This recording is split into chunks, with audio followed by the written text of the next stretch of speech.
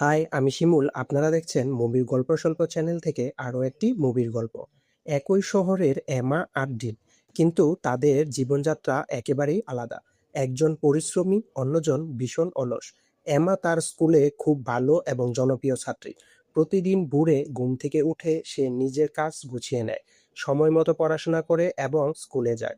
ক্লাসে মনোযোগ দিয়ে পড়ে, তাই শিক্ষক ও সহপাঠী সবাই তাকে খুব পছন্দ করে। অন্যদিকে ডিনের জীবন একেবারেই ভিন্ন।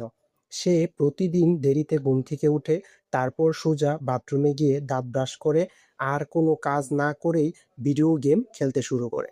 পড়াশোনার প্রতি তার তেমন আগ্রহ নেই। স্কুলে সে প্রায়ই দেরি করে পৌঁছায়।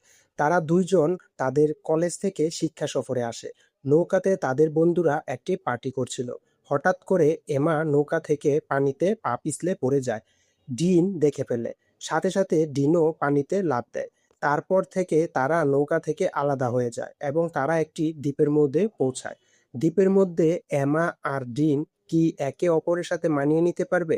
জানতে হলে আমার চ্যানেলটিকে সাবস্ক্রাইব করে রাখুন। আবার দেখা হচ্ছে নতুন কোনো ভিডিওতে। ততক্ষণ পর্যন্ত টাটা, বাই বাই।